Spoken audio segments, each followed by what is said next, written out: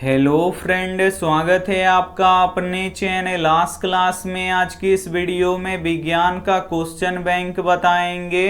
2012 में विज्ञान का 20 ऑब्जेक्टिव प्रश्न पूछा गया था और उस 20 ऑब्जेक्टिव प्रश्न को बताएंगे। और ये जो 20 ऑब्जेक्टिव प्रश्न है ये आपके फाइनल बोर्ड परीक्षा के लिए काफी महत्वपूर्ण है, तो एक भी प्रश्न आप लोग स्किप मत कीजिएगा। वीडियो को प्लीज आप लोग शुरू से लेके अंत तक देखिएगा।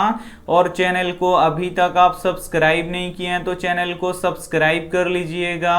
और सब्सक्राइब करने के बाद एक बेल आइकन आता है तो बेल आइकन को दबा के ऑल पे कर लीजिएगा, ताकि जब भी लाइव क्लास हो तो आपके पास नोटिफिकेशन पहुंचता रहे। तो आइए शुरू करते हैं पहले नंबर प्रश्न से। तो पहला नंबर प्रश्न है कि पाइरुवेट के विखंडन से कार्बन डाइऑक्साइड जल तथा ऊर्जा मुक्त होता है और यह क्रिया किसमें होता है। ए ऑप्शन है कोशिका द्रव में, बी ऑप्शन है माइटोकॉन्ड्रिया में, सी ऑप्शन है हरित लवक में, डी ऑप्शन है केंद्रक में। तो यहाँ पे आपको बताना है कि पाइरुवेट के विखंडन से कार्बन डाइऑक्साइड जल तथा ऊर्जा मुक्त होता है और यह क्रिया किसमें होता है, तो माइटोकॉन्ड्रिया में होता है। इसे आपको याद रखना है। यहाँ पे बी ऑप्शन बिल्कुल ही सही हो जाएगा। और माइटोकॉन्ड्रिया को कोशिका का ऊर्जा गृह भी कहा जाता है, तो ये भी साथ में आपको याद रखना है। आइए देखते हैं अगला प्रश्न। दो नंबर प्रश्न है कि निम्न में से कौन सा पदार्थ लेंस बनाने के लिए प्रयोग नहीं किया जाता है। ए ऑप्शन है जल, बी ऑप्शन है कांच, सी ऑप्शन है प्लास्टिक, डी ऑप्शन है मिट्टी। तो यहाँ पे आपको बताना है कि निम्न में से कौन सा पदार्थ लेंस बनाने के लिए प्रयोग नहीं किया जाता है। तो मिट्टी का प्रयोग हम लेंस बनाने में नहीं करते हैं, इसे आपको याद रखना है। यहाँ पे डी ऑप्शन बिल्कुल ही सही हो जाएगा। और लेंस के मुख्य फोकसों की संख्या कितनी होती है, तो 2 होती है, तो ये भी साथ में आपको याद रखना है। आइए देखते हैं अगला प्रश्न। 3 नंबर प्रश्न है कि किसी वस्तु का समान आकार का प्रतिबिंब प्राप्त करने के लिए वस्तु को उत्तल लेंस के सामने कहां रखें। ए ऑप्शन है फोकस पर, बी ऑप्शन है वक्रता केंद्र पर, सी ऑप्शन है अनंत पर, डी ऑप्शन है प्रकाशीय केंद्र पर। तो यहाँ पे आपको बताना है कि किसी वस्तु का समान आकार का प्रतिबिंब प्राप्त करने के लिए वस्तु को उत्तल लेंस के सामने कहां रखें, तो वक्रता केंद्र पर रखें, इसे आपको याद रखना है। यहाँ पे बी ऑप्शन बिल्कुल ही सही हो जाएगा। अगर वस्तु को हम फोकस पे रखेंगे तो इसका प्रतिबिंब कहाँ पे बनेगा, तो अनंत पे बनेगा, इसे आपको याद रखना है। अगर वस्तु को हम अनंत पे रखेंगे तो इसका प्रतिबिंब कहाँ पे बनेगा, तो फोकस पे बनेगा, तो ये भी साथ में आपको याद रखना है। आइए देखते हैं अगला प्रश्न। 4 नंबर प्रश्न है कि सामान्य दृष्टि के लिए न्यूनतम दूरी कितना होता है। ए ऑप्शन है 25 मीटर, बी ऑप्शन है 2.5 सेंटीमीटर, सी ऑप्शन है 25 सेंटीमीटर, डी ऑप्शन है 2.5 मीटर। तो यहाँ पे आपको बताना है कि सामान्य दृष्टि के लिए न्यूनतम दूरी कितना होता है, तो 25 सेंटीमीटर होता है, इसे आपको याद रखना है। यहाँ पे सी ऑप्शन बिल्कुल ही सही हो जाएगा। और दूर बिंदु कितना होता है, तो अनंत होता है, तो ये भी साथ में आपको याद रखना है। आइए देखते हैं अगला प्रश्न। 5 नंबर प्रश्न है कि लोहे की परमाणु संख्या कितनी होती है। ए ऑप्शन है 23, बी ऑप्शन है 26, सी ऑप्शन है 25, डी ऑप्शन है 24। तो यहाँ पे आपको बताना है कि लोहे की परमाणु संख्या कितनी होती है, तो लोहे की परमाणु संख्या 26 होती है, इसे आपको याद रखना है। यहाँ पे बी ऑप्शन बिल्कुल ही सही हो जाएगा। और लोहा का संकेत Fe होता है, इसे आपको याद रखना है। काफी महत्वपूर्ण 20 ऑब्जेक्टिव प्रश्न बताएंगे जो 2012 के फाइनल बोर्ड परीक्षा में पूछा गया है।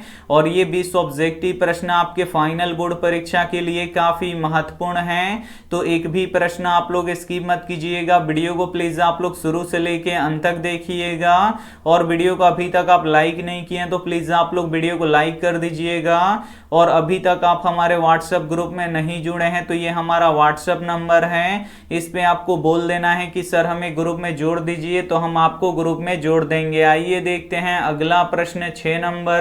6 नंबर प्रश्न है कि आधुनिक आवर्त सारणी में वर्गों की संख्या कितनी होती है। ए ऑप्शन है 9, बी ऑप्शन है 18, सी ऑप्शन है 11, डी ऑप्शन है 10। तो यहाँ पे आपको बताना है कि आधुनिक आवर्त सारणी में वर्गों की संख्या कितनी होती है। तो वर्गों की संख्या 18 है, इसे आपको याद रखना है। यहाँ पे बी ऑप्शन बिल्कुल ही सही हो जाएगा। और आवर्तों की संख्या कितनी है, तो 7 है, तो ये भी साथ में आपको याद रखना है। आइए देखते हैं अगला प्रश्न 7 नंबर प्रश्न है कि कोई विलयन लाल लिटमस पत्र को नीला कर देता है तो उसका पीएच मान कितना होगा। ए ऑप्शन है 1, बी ऑप्शन है 10, सी ऑप्शन है 4, डी ऑप्शन है 5। तो यहाँ पे आपको बताना है कि कोई विलयन लाल लिटमस पत्र को नीला कर देता है तो उसका पीएच मान कितना होगा। तो लाल लिटमस पत्र को नीला कौन करता है, तो क्षार करता है। और क्षार का पीएच मान कितना होता है, तो 7 से लेके 14 के बीच में होता है।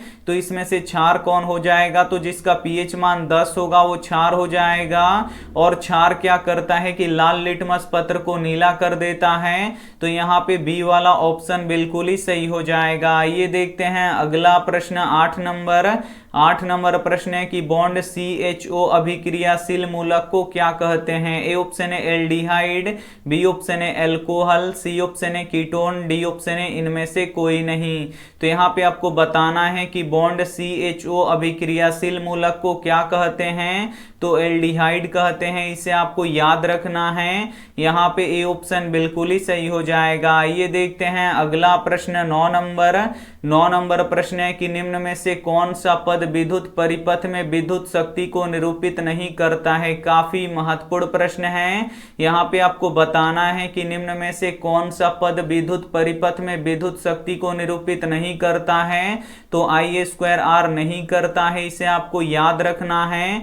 यहाँ पे ए ऑप्शन बिल्कुल ही सही हो जाएगा। आइए देखते हैं अगला प्रश्न 10 नंबर प्रश्न है कि विद्युत धारा उत्पन्न करने की युक्ति को कहते हैं। ए ऑप्शन है जनित्र, बी ऑप्शन है गैल्वेनोमीटर, सी ऑप्शन है एमीटर, डी ऑप्शन है मोटर। तो यहाँ पे आपको बताना है कि विद्युत धारा उत्पन्न करने की युक्ति को कहते हैं, तो जनित्र कहते हैं, इसे आपको याद रखना है। यहाँ पे ए ऑप्शन बिल्कुल ही सही हो जाएगा। और एमीटर से विद्युत धारा को मापा जाता है, तो ये भी साथ में आपको याद रखना है। आइए देखते हैं अगला प्रश्न 11 नंबर प्रश्न है कि लघु पतन के समय परिपथ में विद्युत धारा का मान पर क्या प्रभाव पड़ता है। ए ऑप्शन है कम हो जाता है, बी ऑप्शन है स्थिर रहता है, सी ऑप्शन है बहुत अधिक बढ़ जाता है, डी ऑप्शन है निरंतर होता है। तो यहाँ पे आपको बताना है कि लघु पतन के समय परिपथ में विद्युत धारा का मान पर क्या प्रभाव पड़ता है।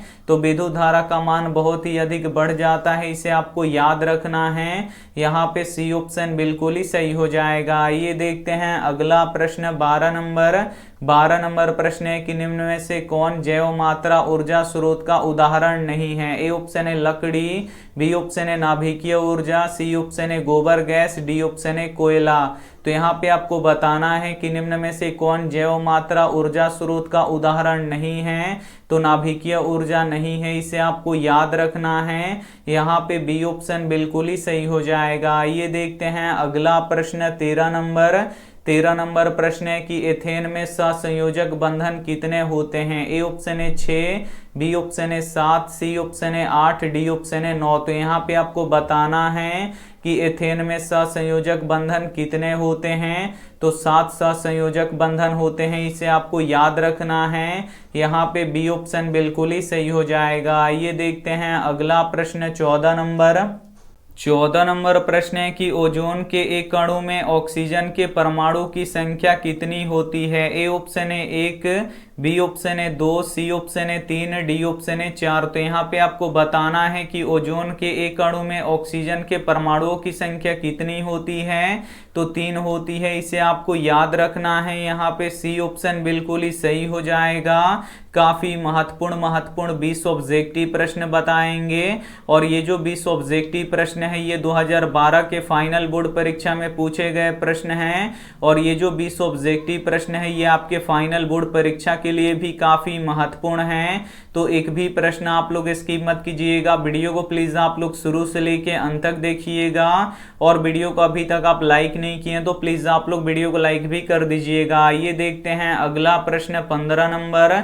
15 नंबर प्रश्न है कि मनुष्य में वृक्क एक तंत्र का भाग है जो किससे संबंधित है। ए ऑप्शन है पोषण से, बी ऑप्शन है श्वसन से, सी ऑप्शन है उत्सर्जन से, डी ऑप्शन है परिवहन से। तो यहाँ पे आपको बताना है कि मनुष्य में वृक्क एक तंत्र का भाग है जो किससे संबंधित है, तो ये उत्सर्जन से संबंधित है, इसे आपको याद रखना है। यहाँ पे सी ऑप्शन बिल्कुल ही सही हो जाएगा। आइए देखते हैं अगला प्रश्न 16 नंबर। 16 नंबर प्रश्न है कि दो तंत्रिका कोशिका के मध्य खाली स्थान को क्या कहते हैं। ए ऑप्शन है द्रमिका, बी ऑप्शन है सिनेप्स, सी ऑप्शन है एक्सॉन, डी ऑप्शन है आवेग। तो यहाँ पे आपको बताना है कि दो तंत्रिका कोशिका के मध्य खाली स्थान को क्या कहते हैं, तो सिनेप्स कहते हैं, इसे आपको याद रखना है। यहाँ पे बी ऑप्शन बिल्कुल ही सही हो जाएगा। आइए देखते हैं अगला प्रश्न 17 नंबर। 17 नंबर प्रश्न है कि पराग कोश में होता है। ए ऑप्शन है बाह्य दल, बी ऑप्शन है अंडाशय, सी ऑप्शन है अंडप, डी ऑप्शन है परागकण। तो यहाँ पे आपको बताना है कि पराग कोश में होता है, तो पराग कोश में परागकण होता है, इसे आपको याद रखना है। यहाँ पे डी ऑप्शन बिल्कुल ही सही हो जाएगा। आइए देखते हैं अगला प्रश्न 18 नंबर। 18 नंबर प्रश्न है कि विकासीय दृष्टिकोण से हमारी किससे अधिक समानता है। ए ऑप्शन है भालू से, बी ऑप्शन है चिंपैंजी से, सी ऑप्शन है मकड़ी से, डी ऑप्शन है जीवाणु से। तो यहाँ पे आपको बताना है कि विकासीय दृष्टिकोण से हमारी सबसे अधिक किससे समानता है, तो चिंपैंजी से है, इसे आपको याद रखना है। यहाँ पे बी ऑप्शन बिल्कुल ही सही हो जाएगा। आइए देखते हैं अगला प्रश्न 19 नंबर। 19 नंबर प्रश्न है कि मुकुलन द्वारा किसमें अलैंगिक जनन होता है। ए ऑप्शन है अमीबा में, बी ऑप्शन है ईस्ट में, सी ऑप्शन है प्लाज्मोडियम में, डी ऑप्शन है कोशिका में। तो यहाँ पे आपको बताना है कि मुकुलन द्वारा किसमें अलैंगिक जनन होता है, तो ईस्ट में होता है, इसे आपको याद रखना है। यहाँ पे बी ऑप्शन बिल्कुल ही सही हो जाएगा। और अमीबा में द्विखंडन होता है, तो इसे भी साथ में आपको याद रखना है। आइए देखते हैं अगला प्रश्न 20 नंबर।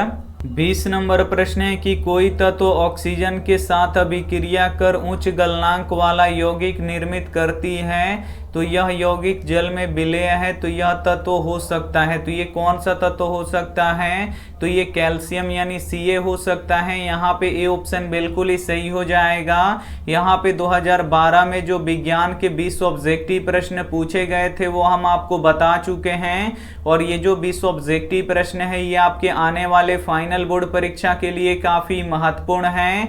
तो इसमें से जो भी प्रश्न आपको याद ना हो तो प्लीज आप लोग उसे नोटबुक पे लिख के जरूर याद कर लीजिएगा। और वीडियो को अभी तक आप लाइक नहीं किए तो प्लीज आप लोग वीडियो को लाइक कीजिएगा, अपने दोस्तों के पास इस वीडियो को जरूर शेयर कीजिएगा। और चैनल को अभी तक आप सब्सक्राइब नहीं किए तो चैनल को सब्सक्राइब कर लीजिएगा। Thank you for watching. मिलते हैं अगले वीडियो में, तब तक अपना ध्यान रखिए, मन लगा के पढ़ाई कीजिए। Take care and bye.